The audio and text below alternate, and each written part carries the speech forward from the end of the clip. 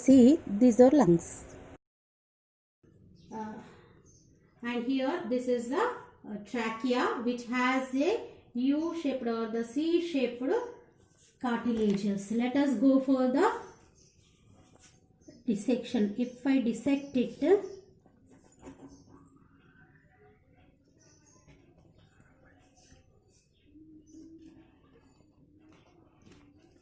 see, very clearly you could see the C-shaped cartilages, and if you clearly observe inside the hair-like projections in the mucous membrane, the hair-like projections also you could see. This is called columnar epithelium is present. Columnar epithelium will be present, and that will be help to send the mucus out or in like this. See, and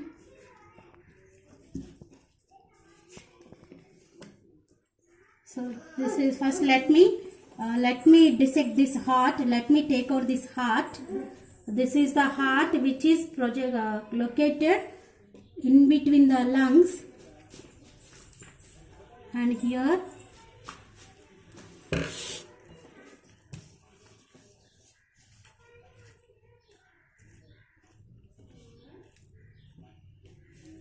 see, here also you could see this is the vessels of the heart. Also you could see the main dorsal aorta and the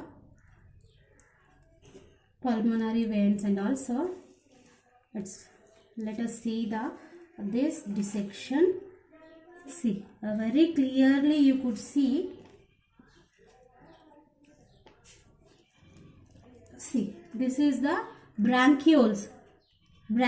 See, this is the divided bronchioles. Somewhat I'll cut so that clearly you could see.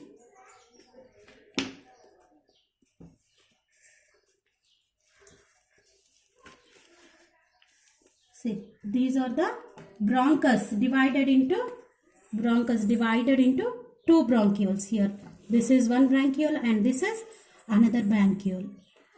And here after dissection I may not show you very clearly. You see, from here only we could able to see the internal alveolar structures, because as it is the microscopic structures we may not see. And let me dissect interiorly. Be present how this trachea or how this bronchiole is. See, this is the blood. This is the blood part. See how this bronchiole, inside this, the bronchiole, even it has the cartilaginous tissue inside also. You could see this is the bronchiole. And if we cut, wherever you cut also, still the smaller bronchioles, if I cut a tissue,